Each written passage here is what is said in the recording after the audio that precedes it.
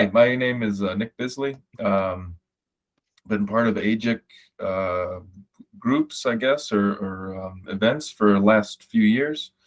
I was recently, until recently, at Pima County as a senior GIS analyst there. Recently, exploring another opportunity with Ivanhoe Electric, based out of, I guess, Vancouver, but they have a project happening in Casa Grande, more locally, and a couple others around the state. Yeah, I don't know. I guess I'm relatively new to GIS. I'd learned some in my undergrad program. Didn't really use it much. Started to use it a little bit in agronomy, agricultural science. Realized that probably a little better hours than out in the field at 4 a.m. So decided to go down to U of A and get a master's in GIS, focusing on drones and remote sensing with Wim van Leeuwen. Yeah, then started working with Terra Systems for a while with Howard Ward. Some of you may know. He's also very active in AGIC. In Pima County, and now Ivanhoe. But today I'm going to be talking about kind of more when we were starting the imagery and drone program at Pima County. And so I'll just get right into that. So yeah, there was a little bit about my background, and then other notable people that were very integral in getting the program going at Pima County. Elizabeth Vanderloo and Luke Henderson. I don't know if Luke was sometimes on UAS group calls, but I don't know if he's on today. But they were very helpful as well. Elizabeth especially. She's been with the county for a number of years. Very integral with getting the image server going and just building buy-in, which we'll get into. So let's see. So the current state of imagery at the county. Really it's just raster data sets, or, created in ArcMap or ENVI, and then served just through the county file system. They're very much a enterprise-based system, access to a select group of users. And then, again, using some aerial imagery from PEG, flown by pictometry, but really, largely the imagery was just used as reference layers, base maps, essentially for apps or different viewers for our different departments, but not really having any analysis too much. There wasn't much ask for it, much call for it at the beginning. So reasons that we would like to get to start updating the imagery and looking at some drone programs. We were getting a lot of requests for things were just, the parks department would put in a new trailhead or update a parking area, and they're not seeing it on their web maps. And so the public would go in and, they'd have a little blurb on their website about an updated, trailhead parking. The public would go on to Pima Maps, which I'm sure some of you have used. And the imagery doesn't reflect any of the changes. Another, thing we were being asked to record was, events of flood or fire. And we'll get into an example of that later on as well. Yeah, so really we were just trying to look for, ways to start doing some more analysis and being able to show that to stakeholders in different departments and the public. We were also working with some outside consultants for the invasives monitoring. Bufflegrass, if people are not familiar, bufflegrass is an invasive species here in the Sonoran Desert that's causing a lot of issues with fire, introducing fire to desert landscapes that maybe aren't as accustomed to having that, and just really monitoring. So different federal programs, funding coming in, and just trying to get a handle on how, where is it, how much do we have, how are our control efforts going. So we were being asked, to kind of record and come up with ways of estimating acreage and really imagery is a really good way to do that. So those are some of the reasons that we were, really considering getting the program kind of into the new 21st century. But first, you had to build capacity.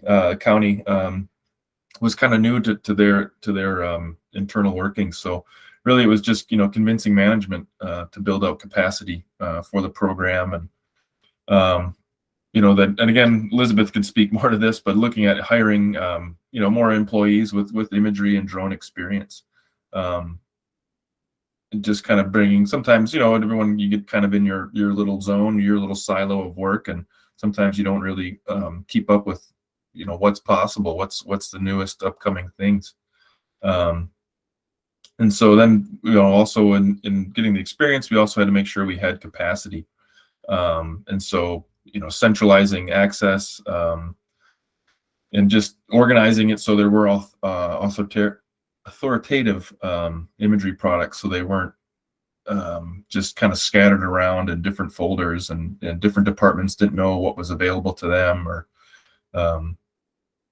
so just getting it centralized, getting it organized. And Esri has an image server tool, which was a big help for us, being able to get things really quickly into portal, and get things published onto the web, so it can be quickly used into web applications, brought into existing web apps that parks departments were using.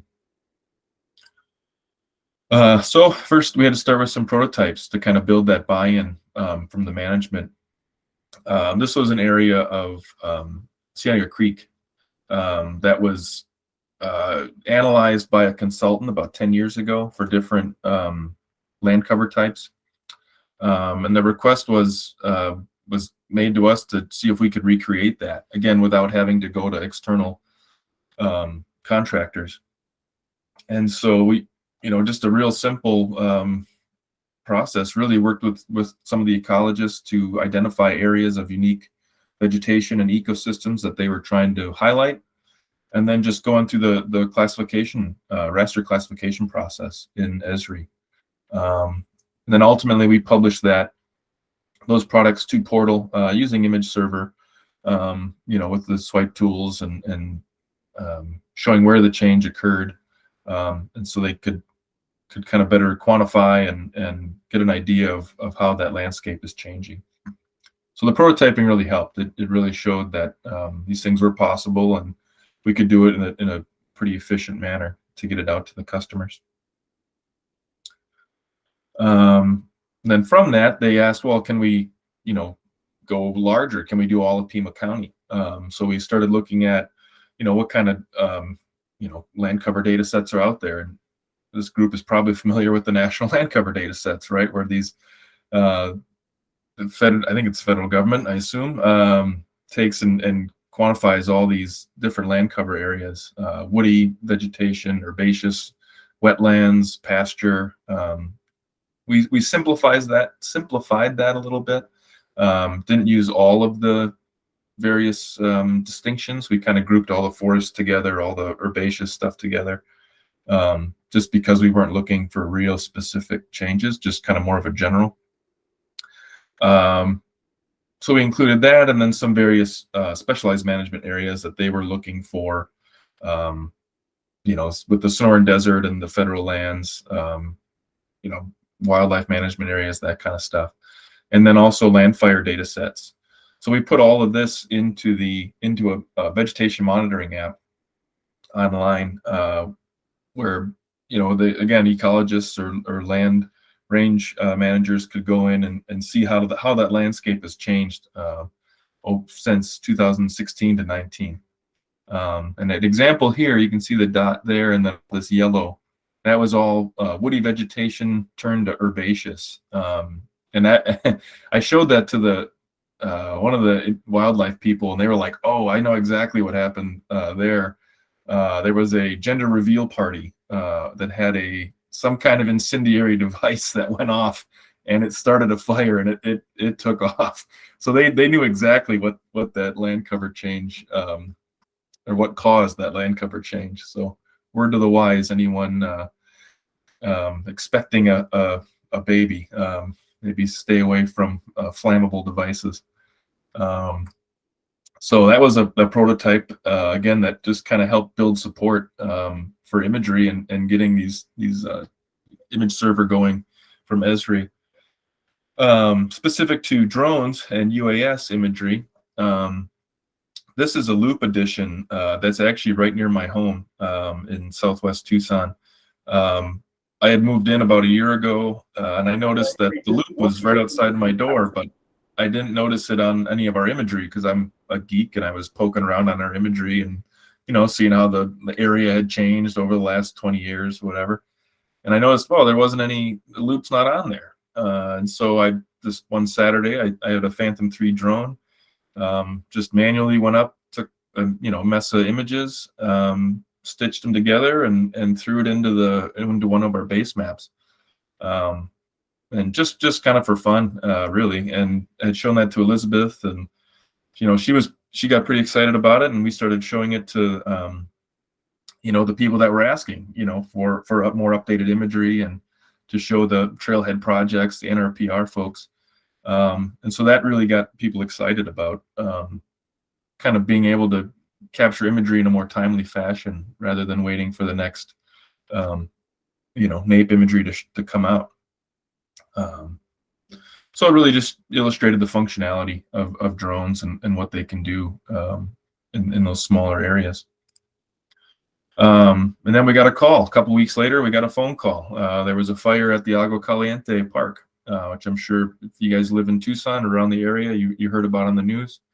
And so we were asked, it was still smoking. I think they called us and asked if we could go out and take some photos and get an idea of what the damage was. And so we did. So we went out and we flew the area. You can see here in the bottom right, some of those. We had more zoomed in area, but anyway. And so it was really helpful. We just created the 𝐀𝐫𝐢𝐳𝐴C, served it up on the imagery server. Within 48 hours, we had the data sets they were looking for. And they were able to use that with the insurance company to look at the areas, to outline the areas and show exactly the extent of the damage. So that was really helpful for them. And then getting into invasives. So we had, again, working with our natural resources folks, they were looking at how, can we use a drone to quantify, to locate and quantify invasive species? In this case, specifically buffalo grass. And this is an area, it's, again, on the west side of town, out on Ajo Highway, if anyone's familiar, in Robles Pass. And this was an area that they really focused on efforts this past rainy season to remove a lot of this buffalo grass. So we just kind of went out and did some prototyping. And I'm no longer an employee, so I don't have access to the portal-based maps. But here's a screenshot, and you can kind of pick out visually these little clumps of buffalo grass. And again, the Esri tools did a pretty good job of picking out these areas. A lot of it's underneath these Palo Verdes, so there's some areas here that are maybe questionable, but we found actually the efficacy rate was pretty high, around 70% or so accuracy. So that was encouraging. Then a few weeks later, we got another phone call, and here's an area of Buckaloo Farm, which is out in the 3 Points area, going further kind of out towards Cells on Ajo. And that was an area that it's 400 acre, 380 acre farm that was acquired by the county. And when when you drive into a farm, you're kind of allocated, or your movements are more along the roads, right? So they would drive these roads, kind of looking at the perimeter of the farm, perimeter of the fields, and they were seeing buffalo grass, everywhere. And so, your mind is going to lead you to the conclusion that if I'm seeing it everywhere I'm driving, well, it must be all over this farm. It must be just everywhere. But to walk, to send a couple people out with tablets to walk 400 acres and accurately, pinpoint where the grass was is kind of a big ask. So we were tasked with seeing if we could do it with a drone. So just flying out there and collect imagery from the whole farm and then run it through the image classification process. And you can see here these clumps of buffalo grass. Now this, I will say, I think we hit the timing just right. This is all amaranth around it. That was all senesced. It was right, what was it, end of September, getting into October. So right at the kind of the end of the rains. Everything else was senescing, but the buffalo grass kind of had this lime green color, which worked really well. You can even see here it's poking out in, this is all Bermuda grass around it, and the buffalo grass was kind of its own unique shade of green. So it really, we were able to take that out. And after doing the whole farm, let's switch to this quick. We were able to, again, pinpoint these areas, a little different color scheme. But we were able to show that it really didn't exist everywhere on the farm. It was kind of along these main roads, you know, could have been brought in by tires or however, maybe it's just the seeds travel by wind a little bit better along the bare ground. And then along the wash was a lot of buffalo grass. So I think all in all, we did the estimate. There's probably about a little under 5 acres of it, which was much lower than what they had anticipated, just by visual assessment. So that was really helpful for them to then prioritize, you know, where to treat this grass or to pull it, depending. But they anyway, it just proved a very useful tool for them to get a better visualization of where the grass occurred or is present. Yeah, so just that was kind of, I guess, the drone program in a nutshell. At least my involvement with it. I'm sure it's still ongoing, but just some lessons learned. You know, the Esri products really were helpful. They've definitely come a long way in the last, you know, 5-10 years on what they can do with imagery and the analysis tools they have available. It really helped us to start small in the county. It's a big ship. It moves, it turns slowly. So you really have to take the time and show the efficacy and show the usefulness of the products and how the land managers can use it effectively. So the prototypes really helped, just coming up with different ideas, different ways to use analysis, and it helped us kind of figure out the subtleties of it, what it can do, what it can't do. And then coordinating with departments, again, communication is always important, especially within the bureaucracy of local governments. It helped, but working with all those different departments and getting the, you know, finding the key people in the departments that saw the value in it really helped with getting some buy-in, and then ultimately purchasing equipment, because that also is a bit of a kludgy process sometimes. But we were able to again show the value, and it wasn't a problem. Yeah, and then just helping the prototypes again help with the figuring out workflows, time requirements, you know, what's realistic, and helps to manage expectations of different departments and their needs. So with that, I'll wrap it up and take any questions. Thank you. Thank you, Nick. Any questions? I have a question, Nick. Do you know PEMA's future plans? Are they going to continue working with drones in the Parks and Rec department? I assume so. They have Luke Henderson has his drone license. And I know Elizabeth Vandeloo, I know her son, her son's getting his. So there's some people there that still have an interest.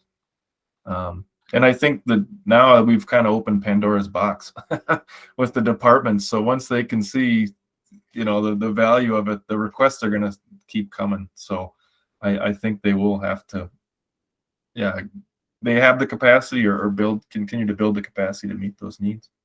Perfect.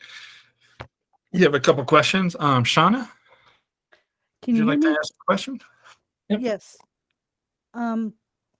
I was wondering if anybody has tried this method on tamarisks, trying to find if tamarisks are in a, a wash, because they can be obnoxious and exceedingly difficult to get rid of. Mm-hmm. I think there are some folks. Man, they presented. Was it a year ago? Yeah, there you go, green drone. Green drone, yeah. There were some people that were working on more species. I guess identification, because the buffalo grass, we were kind of looking for one tree in the forest, so to speak. So it was, and we just kind of hit the timing right for the color. But I think there are definitely some efforts out there to identify multiple species within an image. And infrared, I think, would be a huge help. We were dealing just with RGB imagery, so you're a little more limited in what those capabilities or what it can do, I guess. I don't know. I'm sure other people can speak to that question, though. Thanks. Yeah, there's a lot of literature out there for invasive species, including tamarisk, using multispectral imagery. Green Drone definitely does it on their site, but there's plenty of literature out there. If you want, I can send you some, Shauna. Yes, please. Okay, I will. Virgil had a question. Yeah, do you know, does Pima County, is this the data, is that available online, or is that something that they just used internally? My understanding, it was more internal. I think the thought was to then eventually get it up on Pima Maps, which is a public facing platform. But I can put Elizabeth's email in the chat. I think she'd be okay with me doing that. You could ask her what's available. Again, right now it's not real widespread. We were kind of just getting past the prototype stage, but it's all publicly funded, so I don't see a reason why people shouldn't have access to it. Okay, thank you. You bet. Any other questions? Yeah, I had one. So we went over some lessons learned, and I like to ask people this: if you had to do it all over again, and if you want to go into detail or not, what would you do different? Like, what would you do? How would you start the project? Anything that you would like to just ask? Hey, now I know, what we can do and how we do it. I would have liked to done this different. I don't know. Different.